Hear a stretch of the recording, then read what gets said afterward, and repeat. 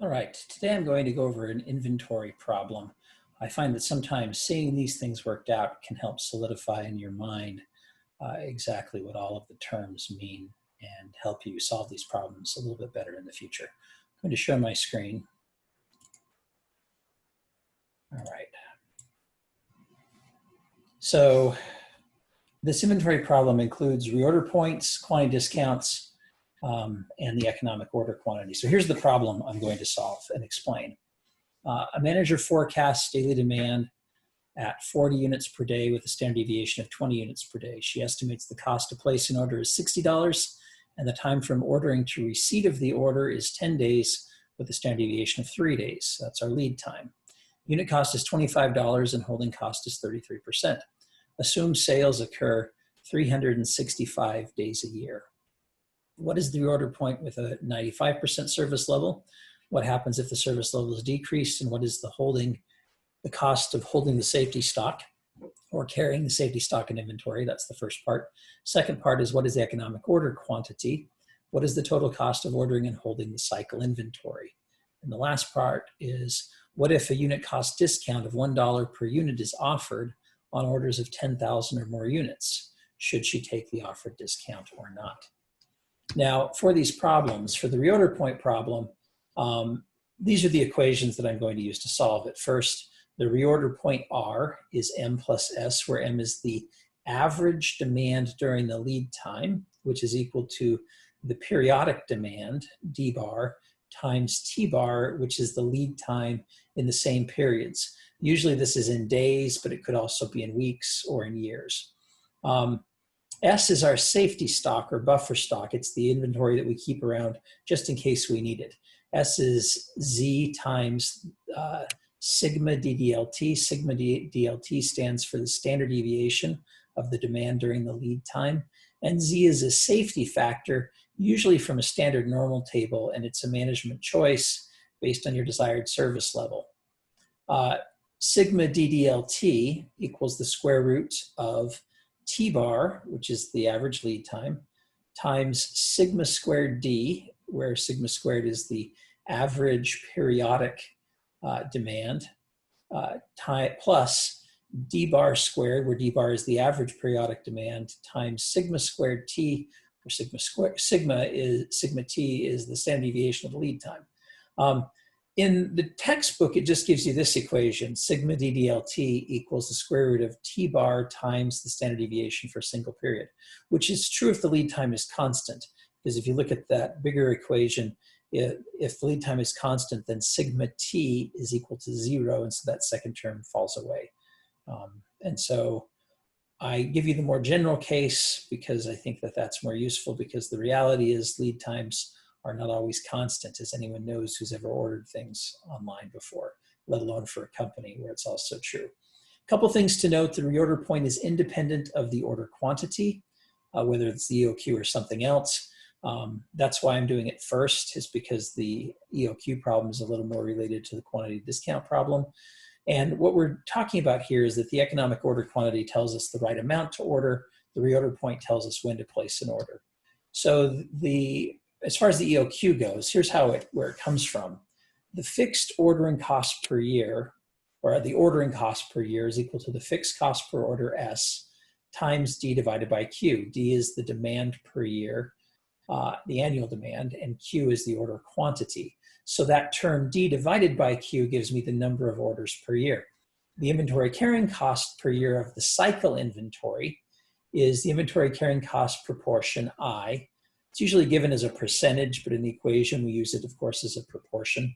C is the unit cost, and that term Q divided by 2 is the average inventory level of the cycle inventory. Now, when you add those two together, we get the total annual cost of the inventory policy. And then to find the economic order quantity, you can either take the derivative of that equation above, that TC equation with respect to Q, set it equal to 0, and then solve for Q. Or you can realize that those two individual components are lines, set them equal to each other, that should be the minimum, and then solve for Q. Either way, you get the same answer. Q equals the square root of 2SD divided by IC. And when we look at the problem of a quantity discount, we're going to use the same total cost equation, but now we have to add another piece, the annual purchase cost, which is just capital D times C. Capital D, of course, being the annual demand, and C being the unit cost. And the reason why we have to calculate, we have to find what the cost would be if we order the economic order quantity, including the purchase cost for the year.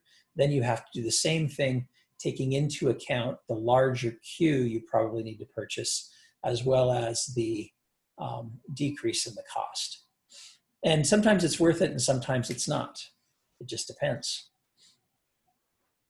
All right, so let me switch to my document camera so I can solve these.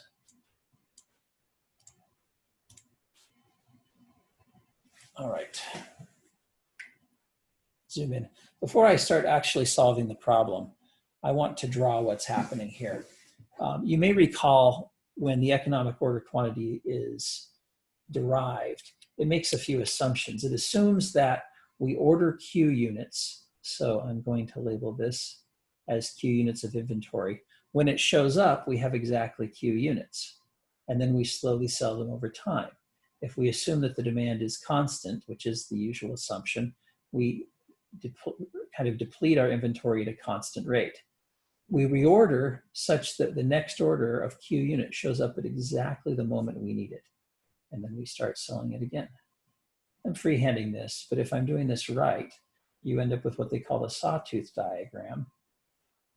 Each of these are equal to Q, and the slope of this line should always be the same.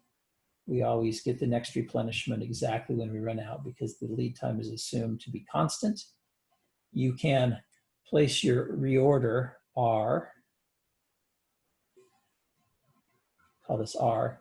We set R so that we reorder in time, that by the time the next order shows up, we have what we need. So this little time here would be the lead time T. The number of times we do this per year would be that value capital D, annual demand, divided by Q. If you order a bigger Q, you order fewer times per year. A smaller Q, you order more times per year. All right? And that value, Q divided by 2, is how much inventory there is on average. So this is Q over 2. The average of the cycle inventory. It's called cycle because I sell it all the time. But that's an idealized picture of the world. The reality is, we'll do it the same way here. So we'll start with Q units. We'll call this Q, whatever Q is. And I start selling them, but usually the demand's not constant. It's lumpy, right? It varies day to day. So some days I sell a lot and some of my inventory goes down fast. Other days I sell less, so it goes down slower, a lot slower. It can be kind of jagged. So this is kind of a slow demand. Well, I hit this point R that I had here before the reorder point. I place an order, and depending on how much I sell during this time period T, before the next order shows up, shows whether I run out or not. If I sell a lot, then I run out, and then the next order shows up. Q units, and then I start the whole process again. Right, this time I place the order, and then it's going to be T units before the next, T time before the next one shows up, but I sell less, so I don't run out. And then I've got just a little more than Q this time, and so on. Well, this time when we run out is called a stock out. To minimize the stock outs, we can add some safety stock. Safety stock is extra inventory that is to buffer against times when either there's more demand than I expect during the lead time, or maybe the lead time is longer, because the other thing that's not a safe assumption is that T is always going to be the same. Sometimes T is more. Sorry, I wasn't showing you the picture, I was just drawing.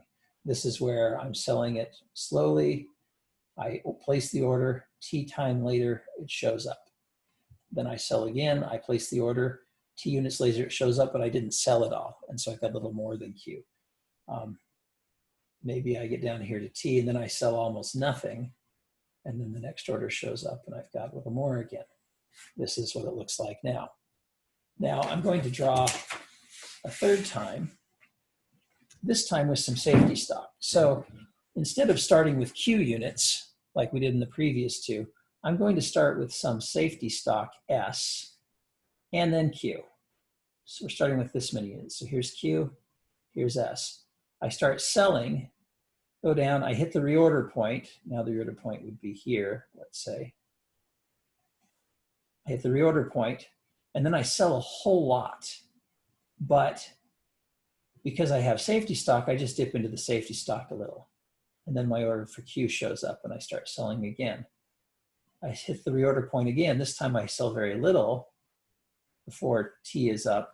Maybe T's shorter or whatever. And then I have Q units, so I'm up to here.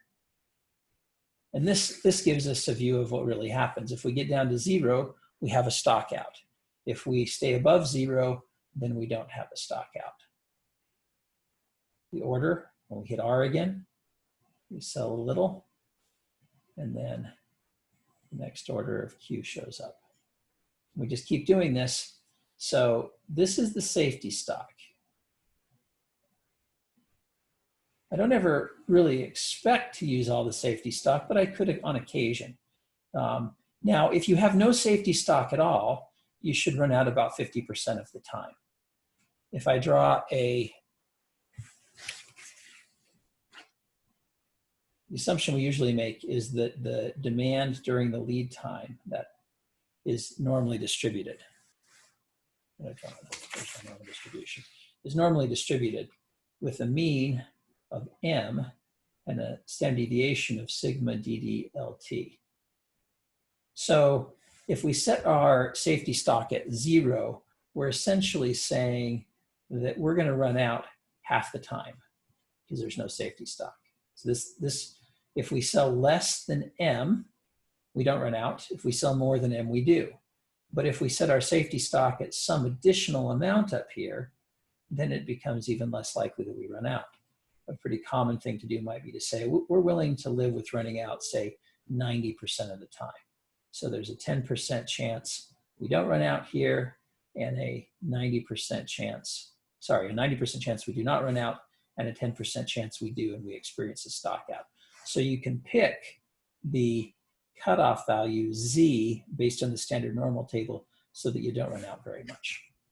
All right, so that's what's happening in these problems. Hopefully that can be somewhat helpful as we actually solve it. So here's the problem on a piece of paper. This is the same problem I just read. And the first question is, what is a reorder point, the reorder point with a 95% service level? Then we're going to ask what happens if the service level is increased. What is the cost of holding the safety stock? So for the reorder point, you'll recall the equation that we're going to use is R equals M plus S.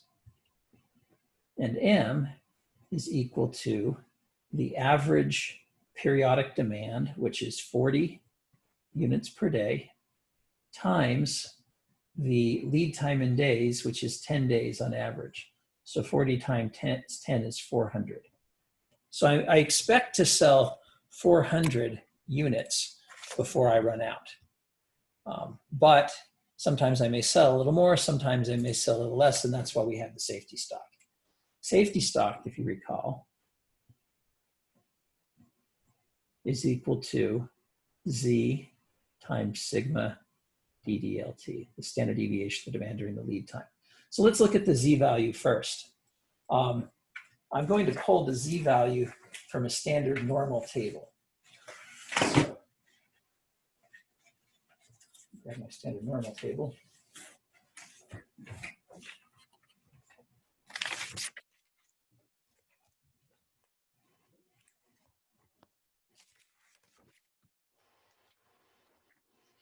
So most textbooks, operations management textbooks, will have a standard normal table somewhere in the back.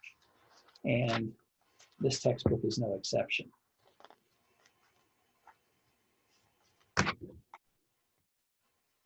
Every standard normal table is different. The secret to using one is always the picture at the top. So see if I can get this to focus a little bit better. All right, so you can see from this picture that this normal table gives us the probability of being between 0 and Z.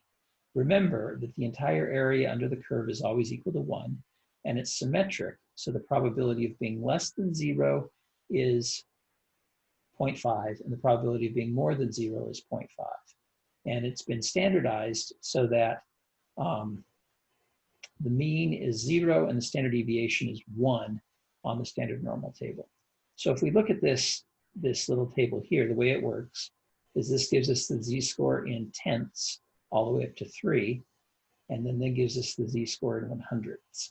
So if I want the z-score for, say, 1.25, I would go to 1.2 and go to 0.05 right here. And it would tell me that there'd be a 0.39 probability of being between 0 and 1.25. If I wanted the probability of being between negative infinity and 1.25, I would just add 0.5 to that 0.3980. So it would be 0.8980. If I was looking for the probability of being greater than 1.25, I would subtract 0.3980 from 0.5 or 0.8980 from 1, and I'd have what would that be? 0.1020. So from a standard normal table, you can find any of the probabilities. That's the real power of it. Now, to find the cutoff for this policy, I'm actually going to use the table backwards. And it said we needed a 95% service level. So I want to find a probability in the table that's such that it leaves 5% in this tail, less than 5% in the tail, and 95% chance of being to the left where we don't run out. So because this table only includes from 0 to 0.5, I'm going to be looking for 0.45 in this table. The first time 0.45 comes up in the body of the table, the first time is right here. Here's 0.4495, here's 0.4505. If I look up the z-score that corresponds to 0.4505, it would be 1.65. So a z-score of 1.65 means that there's a 95% plus chance I don't run out and a less than 5% chance I do. So for this problem, that's the value I'm going to use. Z of 0.95 equals 1.65. Now I need to find the standard deviation of the demand during the lead time. See that I'm getting a little sunlight onto the paper there. There we go. So the standard deviation of the demand during the lead time equals the square root of the lead time, which was 10 days, the mean lead time, which is 10 days, times the standard deviation of the demand, which was 20 units per day squared, plus the average daily demand squared times the standard deviation of the lead time, which was 3 days squared. This is going to give me the standard deviation of demand during the lead time. All right, so go ahead and use the calculator on my phone for this so that you can see what I'm doing. I'm going to do the back end first because it's messier. 40 squared, 1600 times 9. I did the 3 squared in my head. That's 14,440. I'm going to add that to the memory. And then the other part is 20 squared times 10, which is just 4,000. I'm going to add that to memory and recall what I've got in there. So now I have 18,400. I take the square root of that, and it gives me 135 point, we'll call that 6.5. Remember, if you're doing the homework online, you may not want to truncate that. You may want to use all the numbers. I like to do the homework in Excel so that I can track all those decimals. But for this, we'll put 135.65. That's the standard deviation of the demand during the lead time. Now the safety stock is equal to 135.65 times that z-score of 1.65. So I'm going to multiply that by 1.65. Oops, I messed up in the, let's see, memory recall square root times 1.65. That gives me 223.8.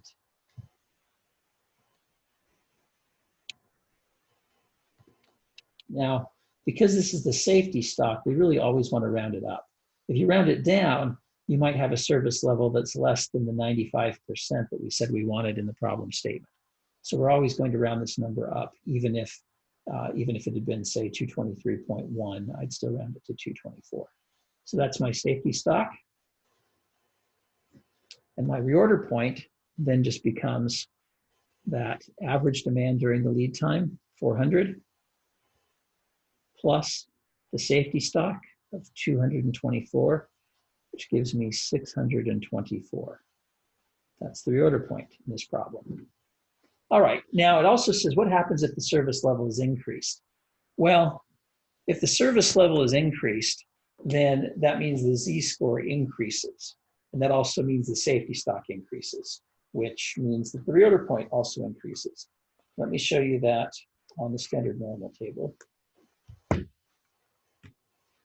So if we want a higher value for the probability of not stocking out, we could go down here. This was where the 0.4505.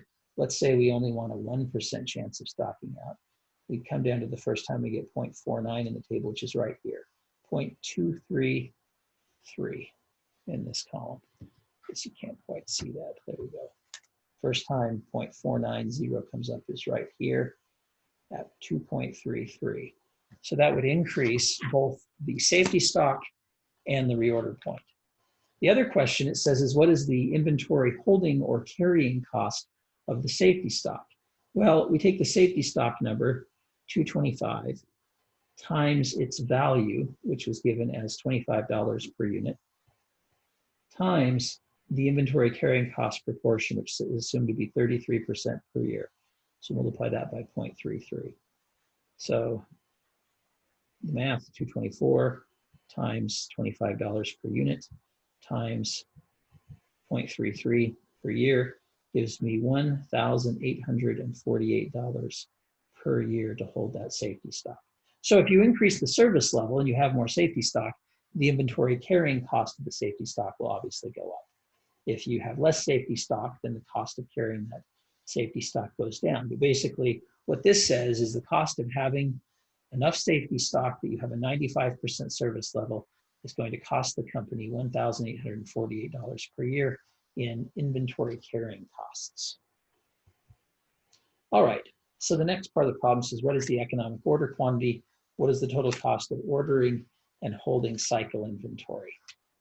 All right, so the EOQ, economic order quantity equation, that you can derive if you're interested in doing yourself, 2 times the fixed ordering cost, which was given in the problem as $60 per order, times the annual demand. Now this problem is a little tricky.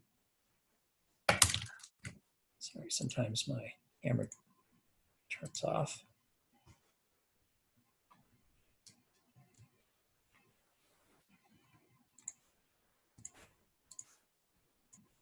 Mutes itself. So there we are. That's clear now anyway. That's good, I guess. Again, 2 times the fixed ordering cost of $60 per year times the annual demand. Now the problem didn't give us the annual demand. It gives us the daily demand of 40 units per day, but it also tells us we're open 365 days per year. So we can just multiply it by 365. And the I is 0.33, and the cost per unit is $25. I put all that into the calculator.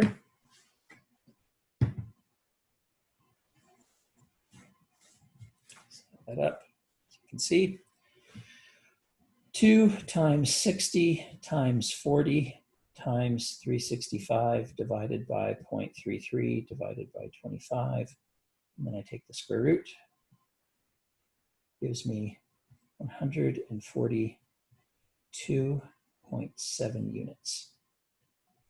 I'm going to do that one more time to make sure I did it right. 2 times 60 times 40 times 365 equals, divided by 0.33 divided by 25 equals square root.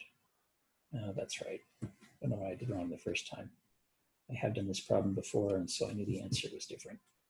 So that gives me 460.83, which I'm going to just round up to 461. Now, which way do you have to round the EOQ? It doesn't matter so much. One of the things that's really powerful about the economic order quantity is it's a very robust solution. So that means it doesn't matter that much which direction you round it, or even if you're that close to it. The thing I love about the economic order quantity is you just have to be in the ballpark, and then it's going to give you a pretty good solution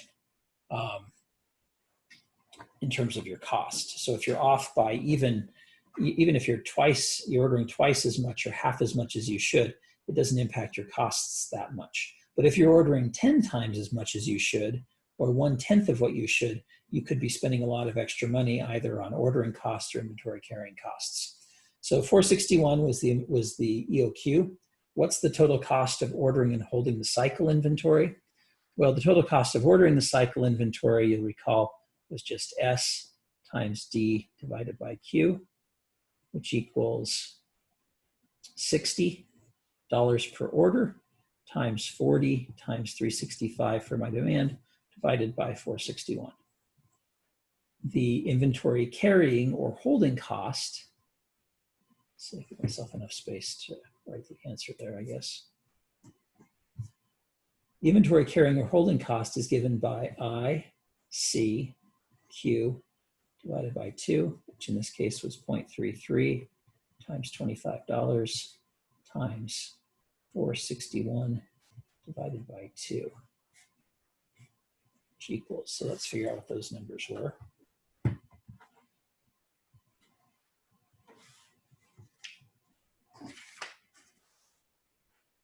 All right, 60 times 40 times 365 divided by 461 gives me $1,900.22. For the inventory carrying costs, we have 0.33 times 25 times 461 divided by 2 equals $1,901 and say that's 63 cents. Now, in this case, whenever you order the EOQ, your inventory ordering costs annually and your inventory carrying costs annually should be the same. Now, they're not quite the same because we rounded a little bit, and that's why they're off by a little, but they should be about the same. That's always a good way to check your work and make sure that you've done it right. Now, I'm going to add another term because I'm going to need it for the next part of the problem. The additional term I'm going to add is the purchase cost. The purchase cost is given by D times C, or in this case, that would be 40 times 365 times $25. So do that. 40 times 365 times 25 gives me $365,000. All right, now if I want to know the total cost of this policy, both for the purchase as well as the inventory ordering cost and inventory carrying cost, I just add those together. So this is the real cost of purchasing this and holding it in the policy, or the ordering policy. So 365 plus 1,922 cents plus $1,901.63. $368,801.85. Now, the last part of the problem is it says, what if a unit cost discount of $1 per order per unit, is offered on orders of 10,000 or more units? Should she take the offered discount? Well, I'm going to do something that is good practice here. I'm going to find the new economic order quantity, because what's happened is the price has changed. So they offered me a price change that's still 2 times 60 times 40 times 365. But now on the bottom, I have 0.33 times $24, $1 off per unit. To find the new EOQ, plug into this equation, 2 times 60 times 40 times 365 divided by 0.33 divided by 24, and then take the square root of that, and I get 470.33, which I'm just going to round down to 470. So you notice that the EOQ changed from about 461 to 470. It went up a little. That's pretty typical of these problems. So sometimes people skip recalculating the EOQ, the second EOQ at the discounted rate, but it's still good practice. But we're never going to use that number again. Why? If we only order 470 units, it's less than 10,000, so we don't get the better price. We have to order 10,000 units. This has to be our new Q, or we don't get this price. So we're not going to use this number again. The only reason we find it is in case it was greater than 10,000. Because it's not, we're not going to use it. We're going to use 10,000 as our Q and plug into this cost equation with $10,000 as our Q, kind of our second Q, and we're going to use our C2 as $24 instead of $25. All right, so it's the same equations we just did. 60 times 40 times 365 divided by now, though, a Q of 10,000 units. This is going to give me my fixed ordering cost. My fixed, or my inventory carrying cost, this isn't really a fixed cost. This part is fixed. It's the fixed ordering cost per order. So we sometimes refer to that as the fixed ordering cost. But this is the annual cost of placing the orders. The fixed ordering cost, and this again tells me the number of times per year I order. For the inventory carrying cost now, I have 0.33 times the new unit cost of $24 times the average inventory level, which is now just going to be 10,000 divided by 2, which is 5,000. And then the new ordering cost, D times C, is still 40 units per day times 365 days per year times $24 instead of $25 per unit. So there's going to be some savings there. And this is what happens in these problems. This number goes down because I'm ordering fewer times. This number goes up because I'm ordering a lot more. And so my cycle inventory is much more that I'm carrying. And this number drops because I'm saving money on the purchase price. Let's go ahead and find these. The first number is now 60 times 40 times 365 divided by 10,000, which equals $87.60. So I'm saving a lot of money on the ordering cost from the 1900 that it was up here, because I'm not ordering nearly as often because I'm ordering so much at once, almost more than 20 times as much. But I'm going to pay for it inventory carrying cost. 0.33 times $24 per unit times 10,000 divided by 2 gives me $39,600 inventory carrying cost. So you can see that went way up from the $1,901.63 it was if we just ordered the EOQ. But sometimes it's still worth it depending on how much we save on the purchase. So here's the purchase cost, $24 times 40 units per day times 365 days per year gives me $350,400, which is a savings of almost $15,000 over the purchase price with the EOQ at the higher price. There's 15,000 savings there, but that's probably not going to compensate for the big jump in inventory carrying cost. We'll add it up to C plus 39,600 plus $87.60. Tells me that the total cost at the discounted rate is equal to $390,087.60. Because this number is less than the cost that we had before ordering just the EOQ, the 461 units at a time, we're not going to take the deal. But this is what's going on. Whenever a supplier offers you a quantity discount, essentially what they're saying is that this amount you're ordering is not good for me in some reason. Maybe their batch size is bigger, maybe the box is bigger, they're shipping it in, or the truck, or for some reason, they want you to order more units than you want to order. And they're incentivizing you to order more than your EOQ by offering you this discount. And sometimes it's worth it. Sometimes you can save money by ordering the larger amount, Sometimes it's not. In this case, it's not. And in fact, it would cost us over $21,000 a year if we took the discount. And so that's why you have to do the math. I think it's valuable for everyone to understand how to do quantity discount problems, because we're all faced with this every time we go to, even in retail, right? Whenever we go to Costco, we're faced with this dilemma.